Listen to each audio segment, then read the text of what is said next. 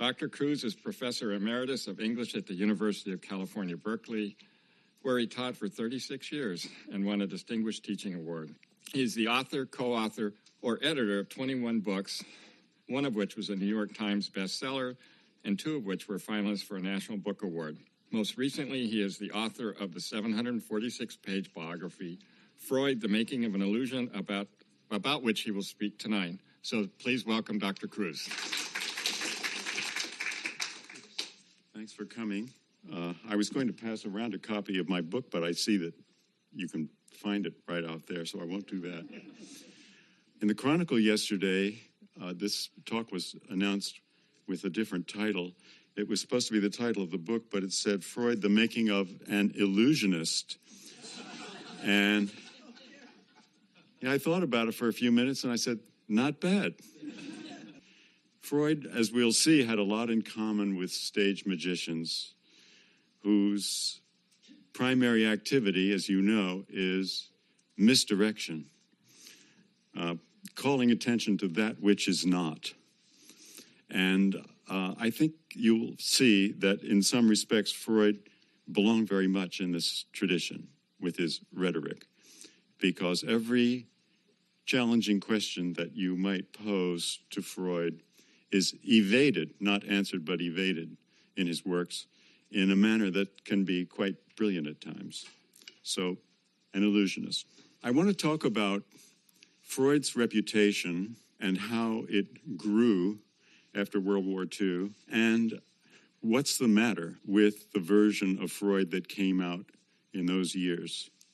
And then I hope to talk more about some of the substance of my book, which has to do with what kind of person Freud was, how he changed, and what kind of vicissitudes he ran into as a result of premature generalization, because his colleagues in his lifetime were much, much more skeptical toward him than most people have been in the 20th century, in the later 20th century.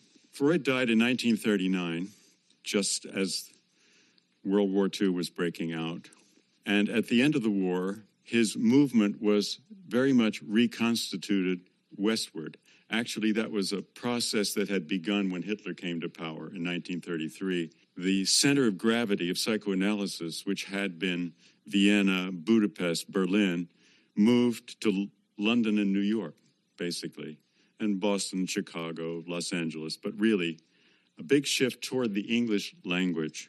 Freud's heir in every respect was, of course, Anna Freud.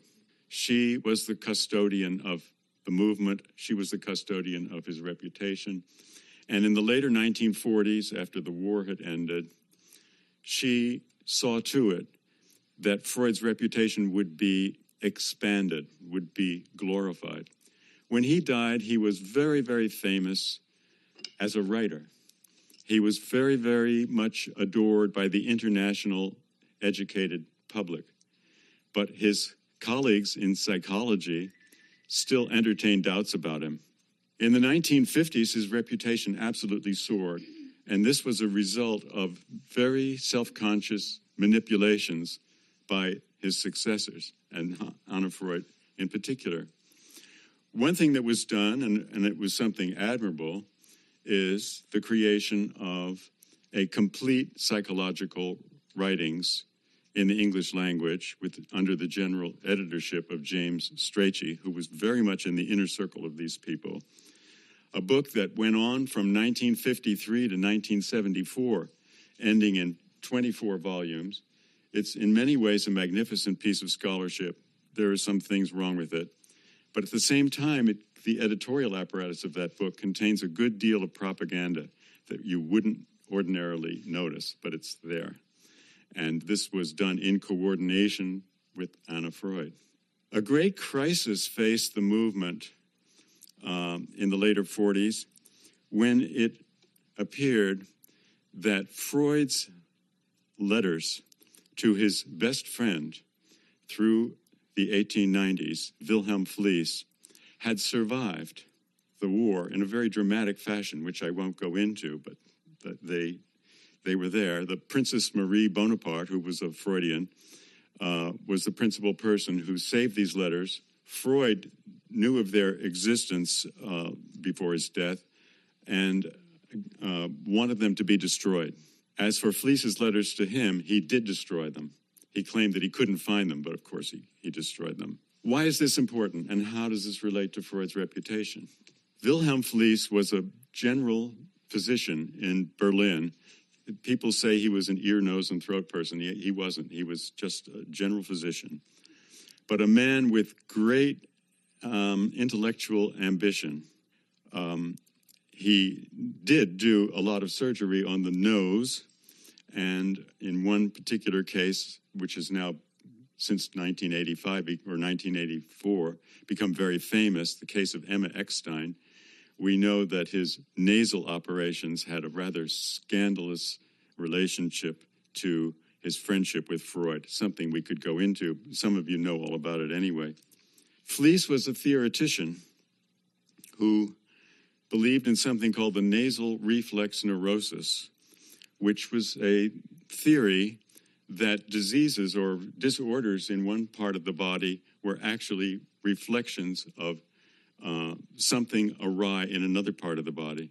And in particular, stomach problems and problems with the genitals he regarded as emanating from improprieties in the nose. And as a result, he prescribed a kind of ladder of measures for correction of these problems, starting with the application of cocaine to the nose. And if that didn't work, then there would be a cauterization of the element of the nose, which was producing the stomach aches and the dysmenorrhea and so on. And if that didn't work, surgery was called for, the removal of a bone in the nose.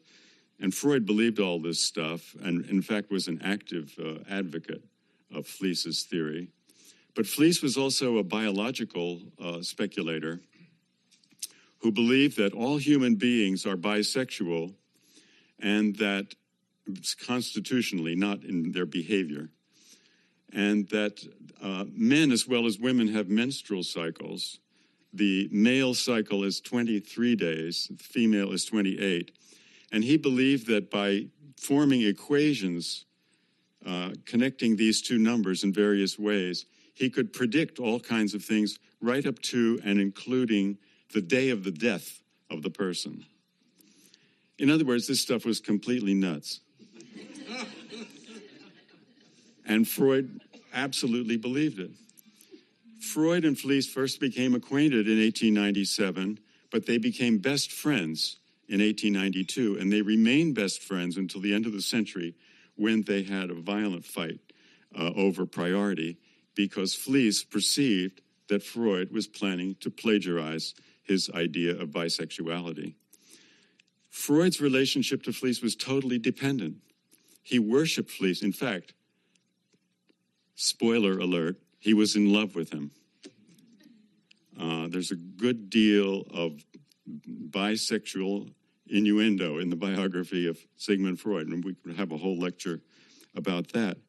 Well, this was a problem. This was a terrible problem for the Freud establishment after his death, because Fliess was a screwball, and Freud, regarded as the greatest thinker of modern times, was totally dependent upon him intellectually.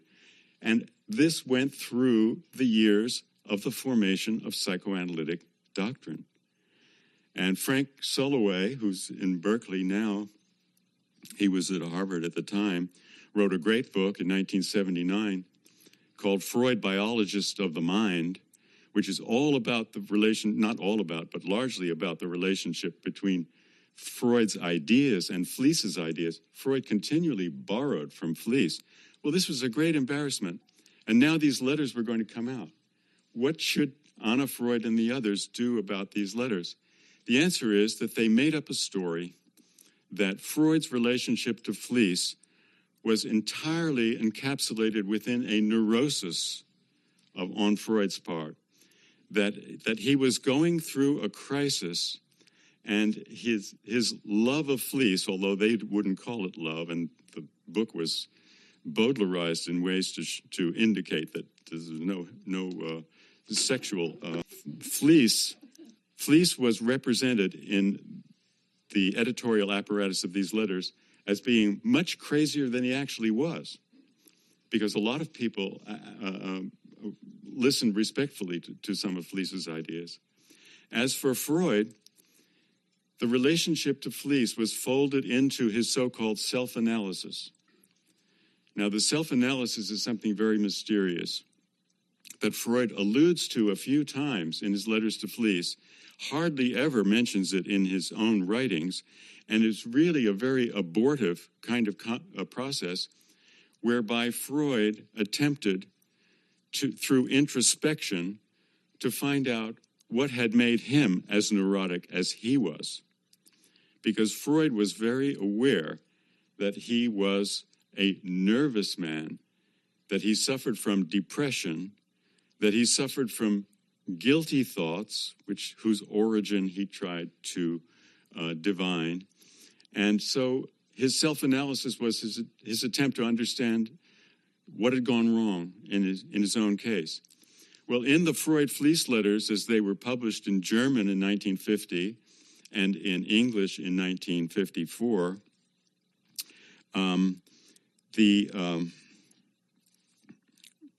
the explanation of Freud's problems with Fleece turned out to be a great celebration. Freud overcame his dependency upon Fleece through self-analysis. That was the thesis of the introduction to this book by Ernst Kriss.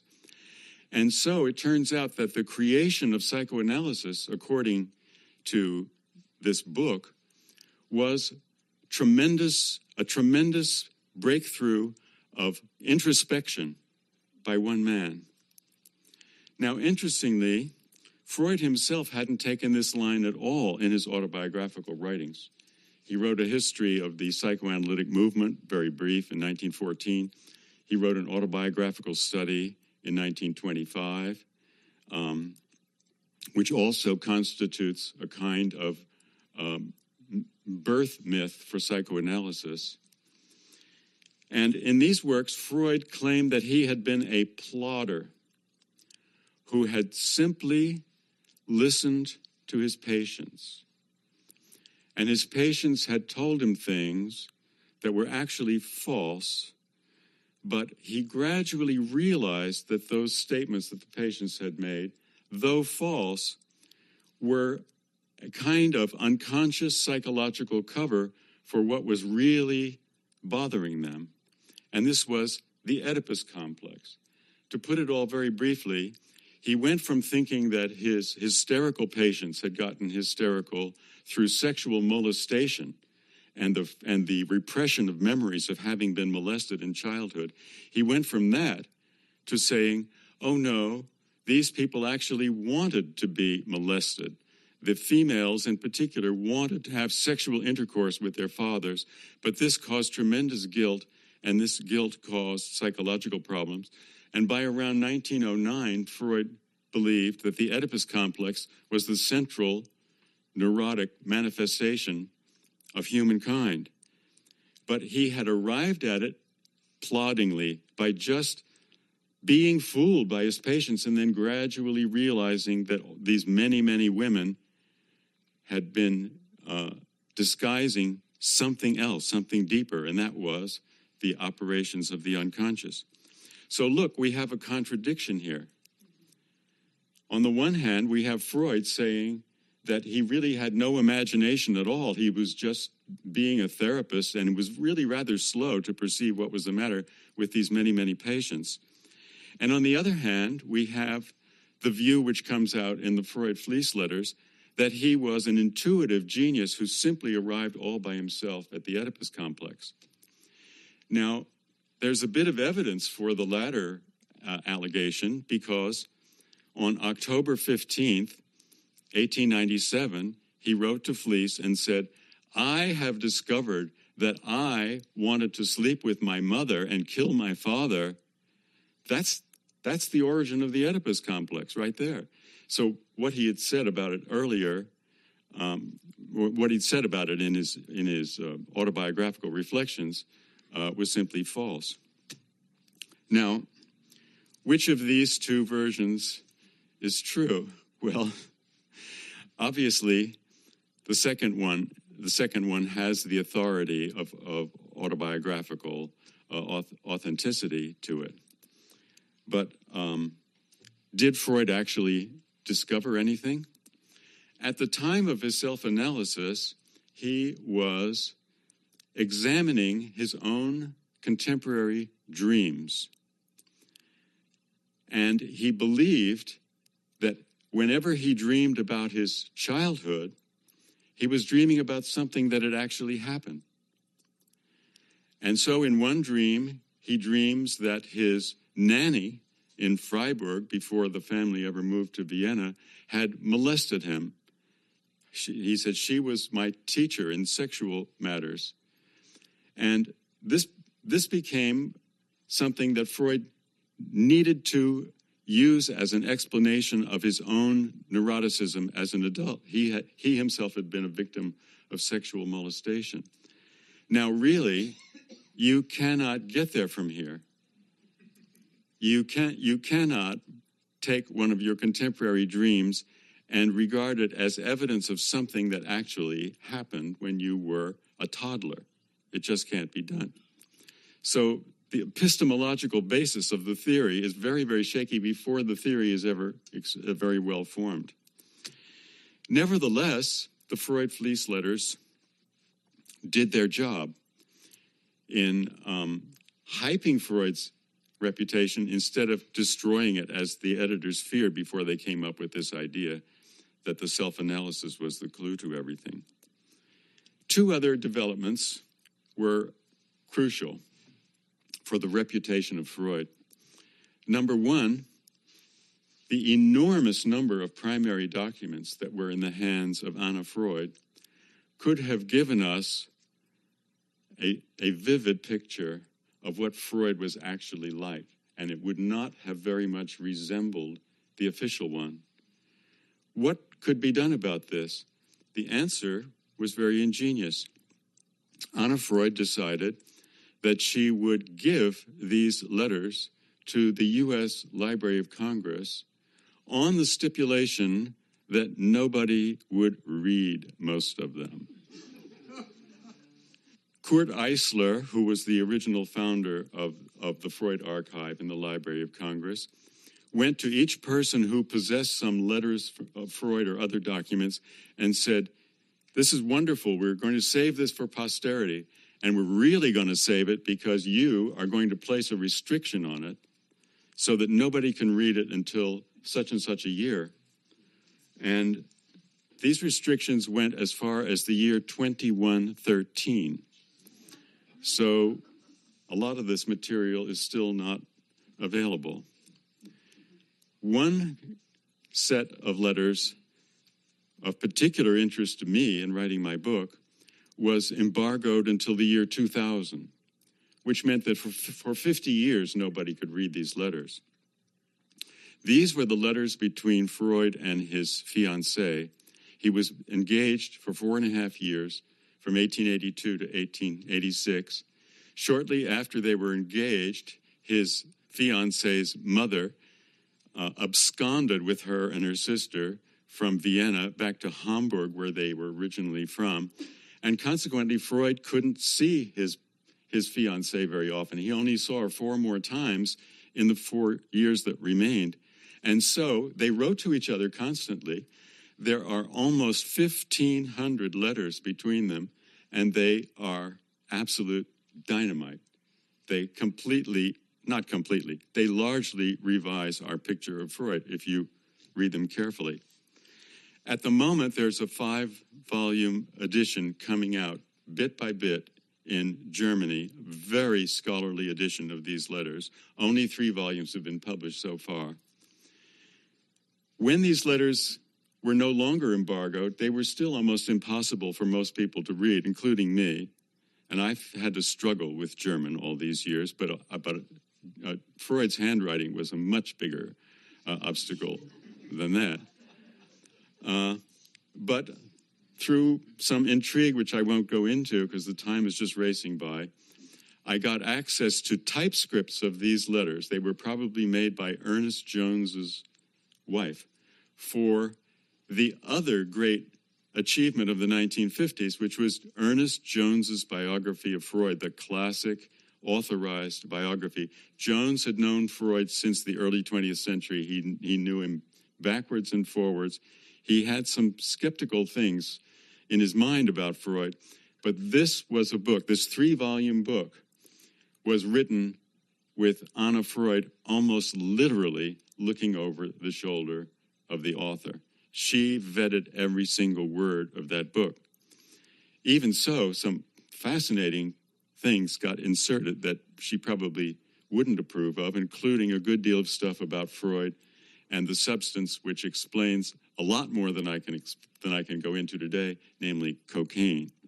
That biography was a tremendous international success, and it influenced me, among others.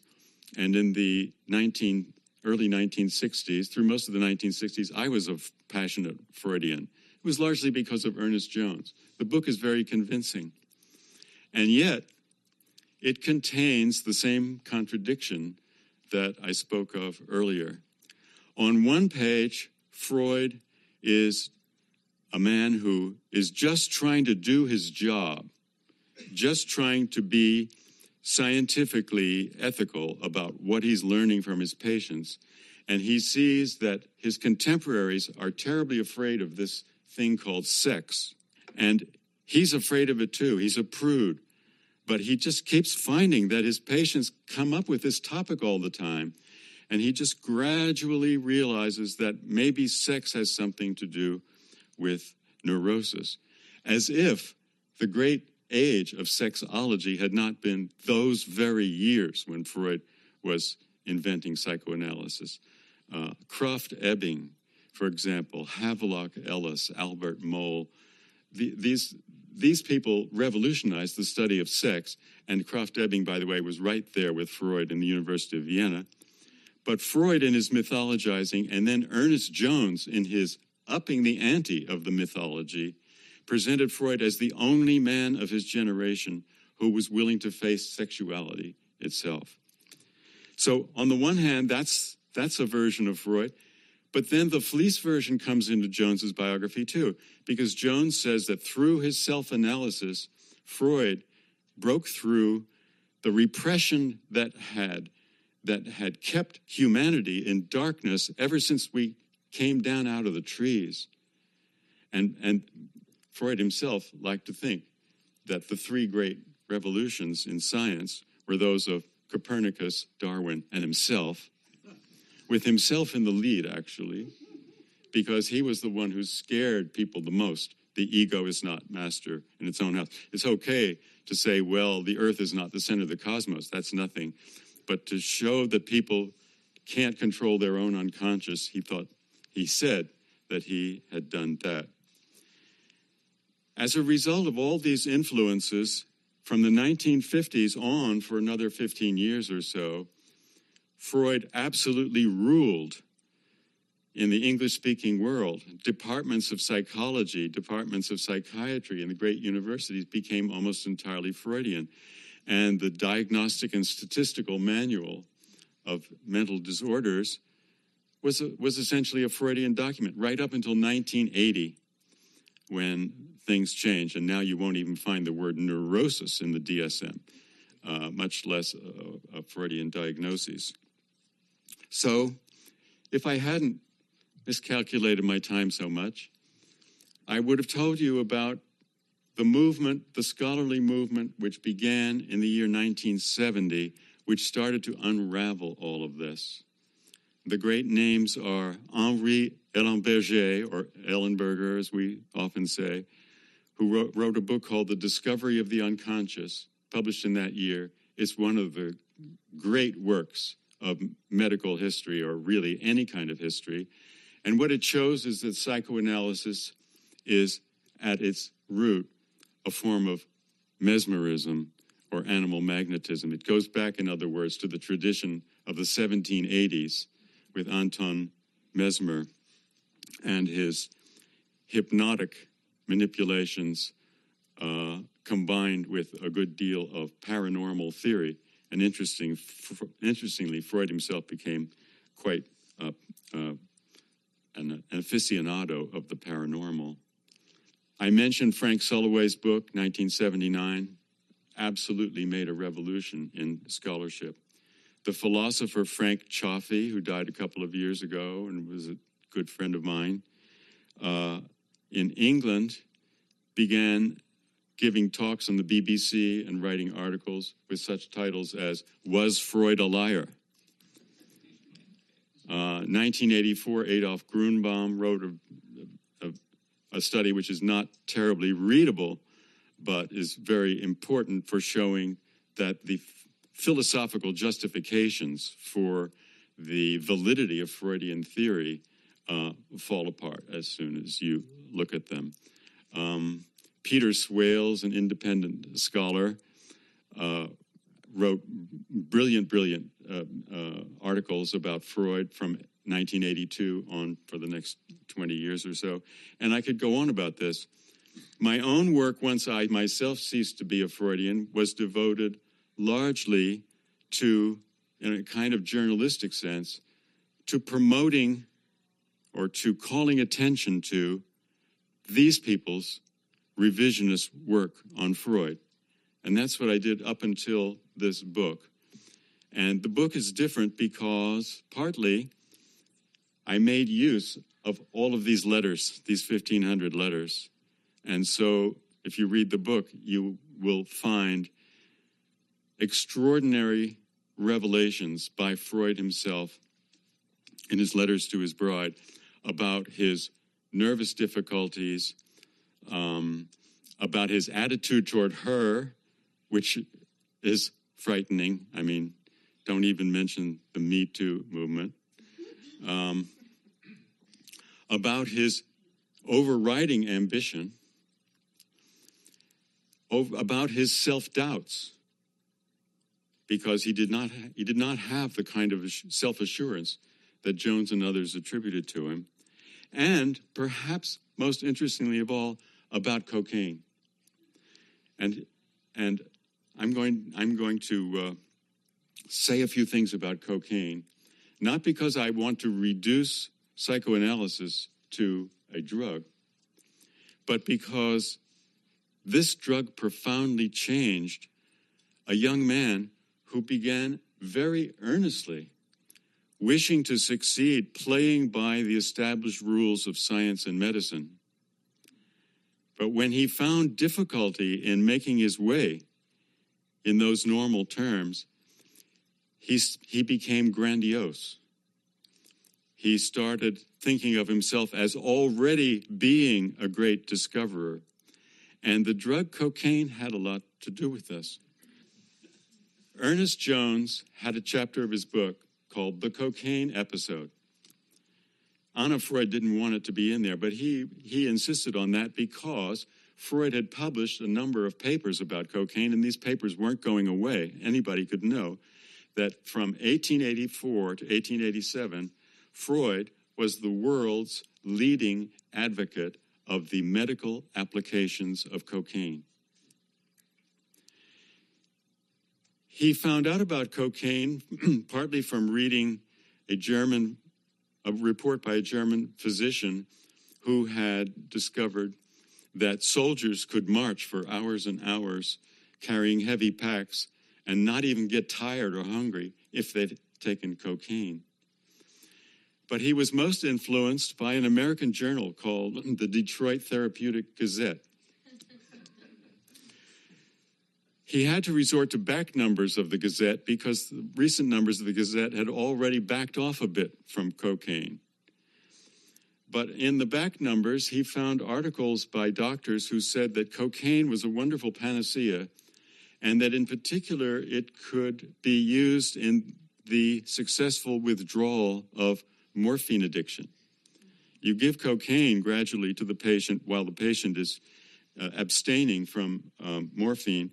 And the cocaine, Freud said, is an antagonist to morphine. And so they two work together very nicely until finally you just have a normal patient with no addiction of any kind. Freud was very impressed by this.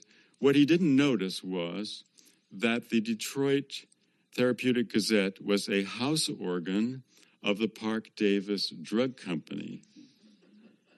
It was just like a kind of shopping center throwaway document for all the scientific integrity it might have. But Freud at the time had a friend, a very dear friend, again, with a little bit of an erotic connection, who had been his teacher in the University of Vienna, with whom he had also worked in the Physiological Institute for a number of years with Ernst Brücke. The friend had suffered a neuroma. He had suffered an infection from dealing with a corpse. This is Ernst Fleischl von Marxhoff, not to be confused with Fliess, Fleischl. He had to have a thumb amputated. Horrible neuromas appeared in his thumb. He took morphine in order to control the pain. He became a morphine addict, and he was absolutely desperate. So Freud, having read the Detroit Therapeutic Gazette, said to Fleischl, "Oh, I can fix that. I'll just give you cocaine, and you're going to get over your morphine." And as he says to his fiancée, Martha, he leapt at it like a dying man, his last chance. Well, sure enough, Fleischl took both of these drugs at the same time, and guess what? He became an addict to both of them. And he died in horrible agony 6 years later of his double addiction, suffering from DTs, horrible hallucinations, insects crawling all over his body, and so on. That's one of the stories that I tell in one of my chapters. But when Jones said that the cocaine episode lasted from 1884 to 1887, he was lying. Jones knew how long Freud took cocaine. In a letter, which is now available in the Library of Congress, Jones says to a colleague, "I'm afraid Freud took more cocaine than was good for him, off and on for 15 years. That would place Freud's abstention from cocaine in 1899, after the fundamental tenets of psychoanalysis had been developed. In short, Freud was, quote, on cocaine when he was inventing the great science of psychoanalysis." Now, what do we know about the long-term use of cocaine? Well, for one thing, it encourages grandiosity. People take cocaine and write down the secrets of the universe before they go to bed. And they wake up in the morning and they see that it's absolute crap. There's nothing there, okay? So you can think that you are the savior of the world if you take enough of this stuff, or even just take some of it, and it's a temporary effect. It also has sexual implications. Cocaine stimulates sexual fantasy, often of what we would call a perverse kind. That's what Freud's collected works are all about, perverse sexuality. But if you take too much of it, and if you're a male, you're going to suffer impotence. Freud did that too. And then it encourages paranoia. And there are very, very strong indications of a paranoid streak in Freud. Now, to be perfectly honest, some of these indications precede his taking of cocaine. We know exactly when he started taking cocaine. It was April 30th, 1884. But in some of his letters to his fiancée that are shortly before this date, he shows a tendency which is unmistakably paranoid. And I'm thinking here of his dealings with his fiancée's brother, Eli, who had been a good friend of his. But the moment Freud became engaged to Martha Bernays, he decided that Eli was his rival. What? Brother? Rival? What are you talking about? Absolutely. He says He is now my enemy. And as time went on, he became convinced that Eli had robbed Martha of her nest egg, her money, had stolen it, and he demanded it back. And his letters to his wife, his letters to his fiancée are absolutely hair-raising in their violence and their hatred. And he's just completely out of control. And he says, I'm out of control. That's the way I am. I lose control. This is all very important biographically when you consider that the man allegedly founded a science. What kind of a personality do you need when you found a science? Well, lots of things, of course, inventiveness, imagination, daring, but also prudence and an ability to criticize one's own ideas. Because what does a scientific test do? Does it look for confirmation? No, it looks for disconfirmation. When you have an idea, your obligation as a scientist is to find out what's the matter with it. And to do that, you have to be detached from your own egotism, your own ambition. And what we see in Freud is a personality that was incapable of that kind of mental distance. And we see it over and over again throughout my 700 pages. It's in a way, it's the theme. And let me say one more thing about cocaine. Practically the first thing Freud told the world about cocaine is that it's great for writer's block. Now think about that in relation to his own writing. It's not that Freud took cocaine constantly. He didn't. And by the way, I don't regard him as ever having been a physical addict of cocaine. A physical addict would take more and more, and he would need more and more just to feel decent.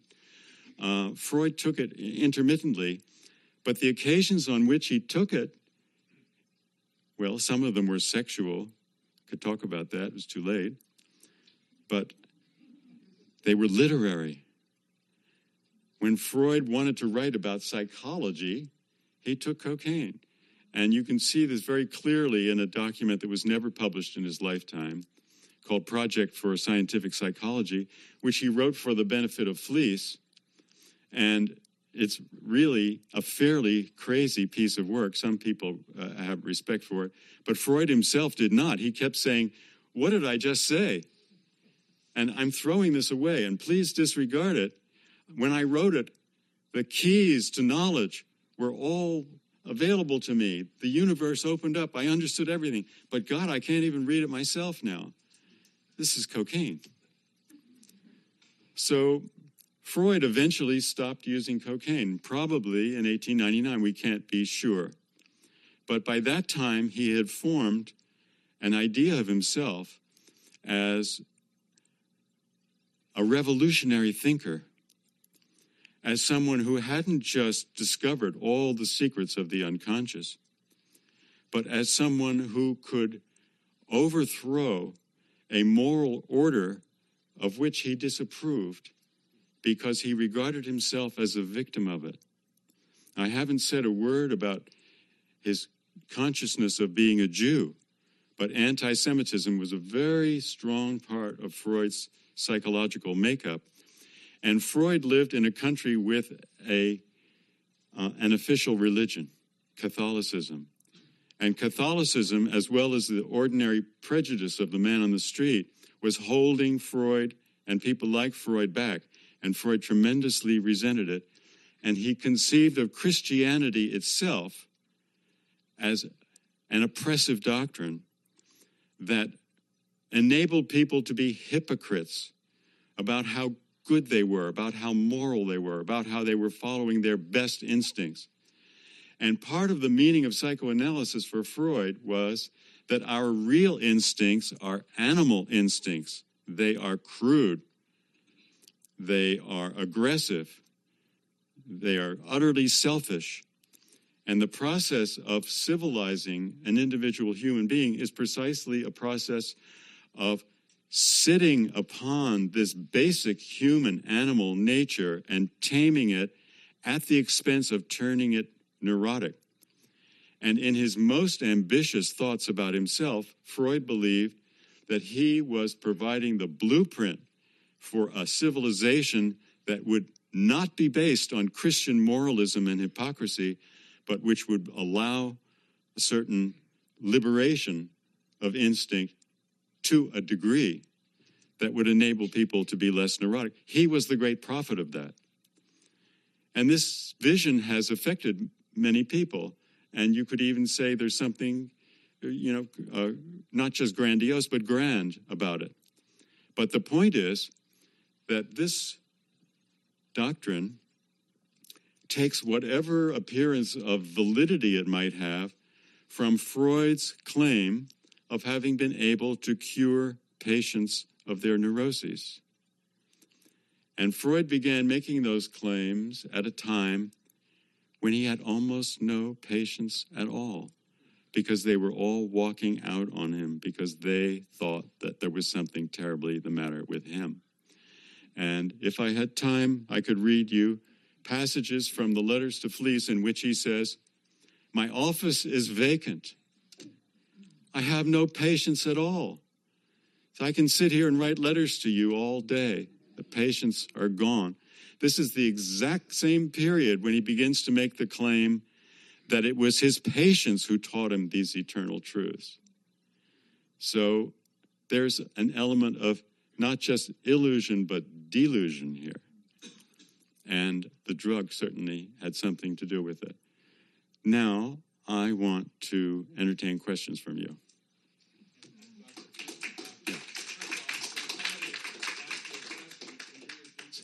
For all of his motives, dark, nefarious, and neurotic, how fair might it still be to credit him with a major paradigm shift in matters neurological, moving us from brain to mind? Well, yeah, the question is, wouldn't it be fair to credit Freud with having made a major paradigm shift, moving us from brain to mind? Some such thing actually did happen, but I'm not sure it was such a good thing. Because in the first place, what Freud said about the mind was inaccurate and misled people for a very long time, with results that could be very, very damaging to people who were herded into his style of treatment when they should have been treated in a very different way. So it's all very well to talk about brain versus mind in general, but if Freud had actually discovered anything about the mind, that would make the difference. I don't think he did discover anything about the mind. The question, does the concept mind precede Freud in some way, making him initially fraudulent? Well, I think that the whole tradition of medicine has been a kind of dialogue between brain and mind. Freud returned us to essentially a medieval view of cause and effect in the psychological realm. I'll just briefly give you an example or two. Freud believed that if he could pick up a theme in the utterances of his patient, that this theme had explanatory power for the causation of what was bothering the patient. I'll give you two examples. One of his patients, actually one of his most important patients, but nobody knows her, Anna von Lieben, read the book, suffered from facial sciatica. And so he was talking to her, and she was talking about her relations with her husband, which were not good. And he had insulted her once, and she said, "Yeah, this insult just felt like a slap in the face." And he said, "Well, there you are. That's where your sciatica came from. You took this metaphor and you applied it physically, and now you have sciatica." The same patient, who weighed about 200 pounds, had a problem with her feet, as many overweight people do. She told him at one point that she had made a certain initiative, but had realized that it was wrong. It was a false step. He said, "Well, there you are. That's why your foot hurts." In the Middle Ages, people actually did think in these terms, but they hadn't been thinking that way for a while. And Freud's medical education was based entirely on the idea of getting rid of this kind of pseudoscience. Freud's teachers, who were some of the greatest doctors in the world, and the University of Vienna Medical School was the greatest medical school in the world, they were unanimous in believing that physical manifestations have physical causes, and you should look for them before jumping to something else. So when we talk about brain versus mind, it gets very complicated. So, yeah. These Freud disciples who later split with him, like Jung and Adler, did they recognize these contradictions that you're talking about, or did they fall for the whole line?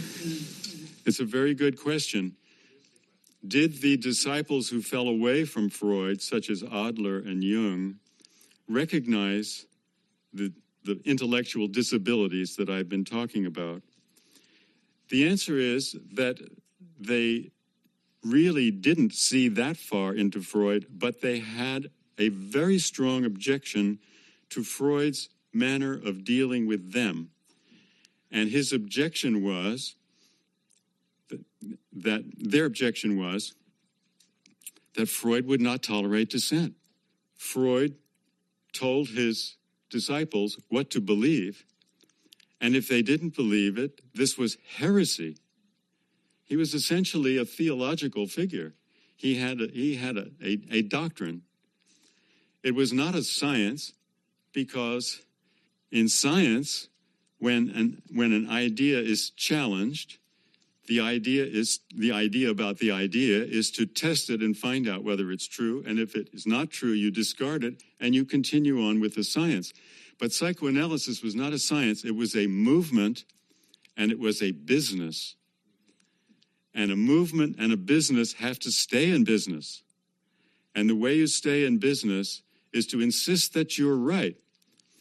And then if someone corners you with an objection that is formidable and worrisome, you either say that that person is crazy, which is what Freud did about all of the disciples who fell away from him. He said they were all paranoid. Or you incorporate the objection into your doctrine and say it was your idea. And that is also what Freud did. And that is a thumbnail history of psychoanalysis. You might want the microphone. I'm sorry. Yeah, a couple of things. I took a course in college by Bar Skinner, and the first opening line was, in 1900s, Freud said God was dead, and now in 1960, I say Freud is dead. Yeah. And the second thing is, relating to that, when I was in medical school, we had the lectures in psychiatry, this is the early 1960s, about egos, transference reactants, superegos, etc. And I stood up, which I always put on open mouth, insert 2 feet. I said, this is all, poppycock. There's no experimental scientific basis in fact.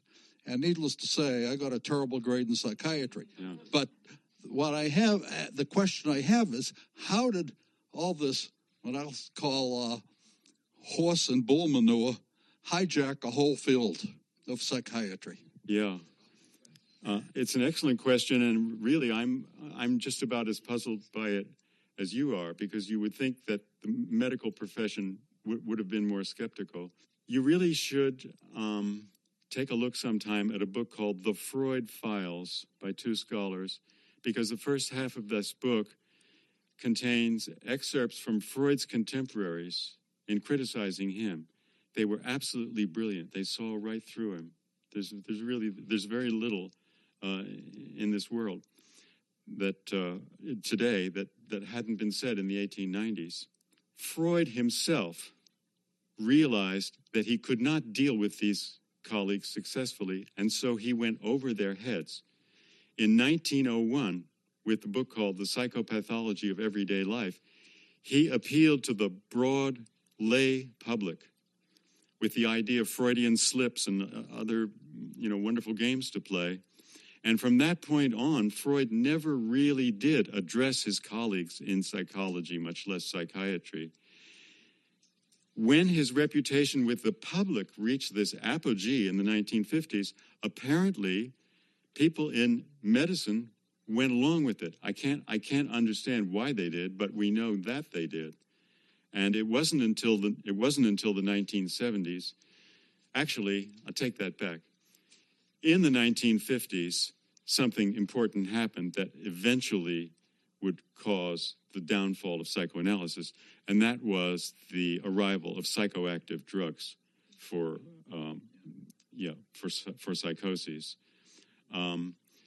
It's not a straightforward reputation of psychoanalysis by any means, but the fact that these drugs had so many immediate, profound effects made psychiatrists begin to think that our explanatory paradigm of going into the infancy and the relationship with mommy and all that might be just off the point.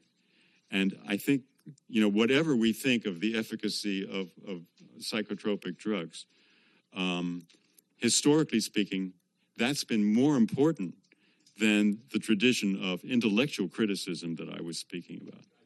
Two-parter. First of all, when you take morphine and cocaine together, it's called a speedball. That's may right. Be useful for you. The other thing is that for those of us who teach psychology, I'm not a practicing psychologist, but I do teach as a psych professor. Students often ask after I tell them some truth, and now I have more truth about Freud because of your book and your talk.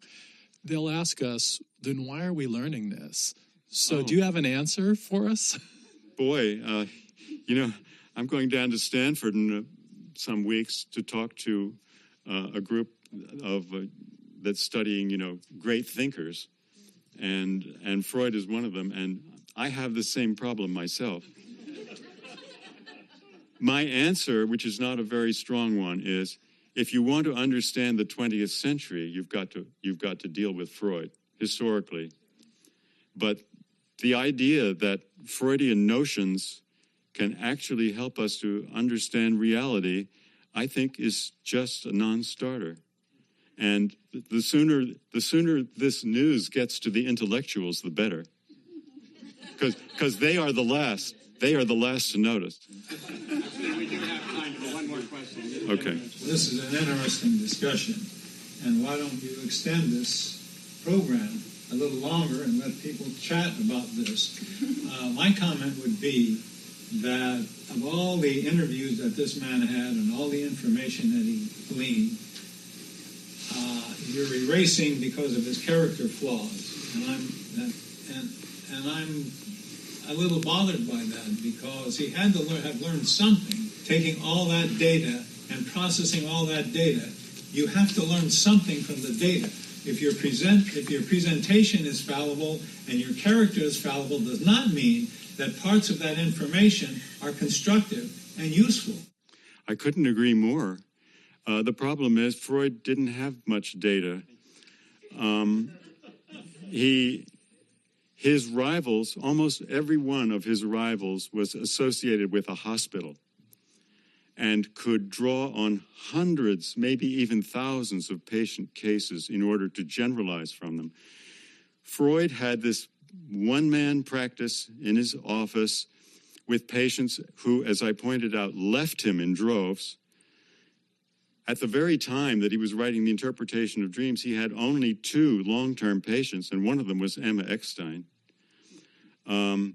The fact is, and you can tell by reading The Interpretation of Dreams, 1900, very closely, the fact is that Freud faked acquaintance with a great number of patients, the data from whom was actually simply autobiographical. And he's really talking about himself. And sometimes he confuses other people with himself. Now, of course, we should never deny the validity of a theory based on the character of the person who proposed the theory. I object to psychoanalysis on 2 grounds. Freud claimed to have cured patients. He never cured one. And number 2, he claimed to have discovered things. He never discovered anything.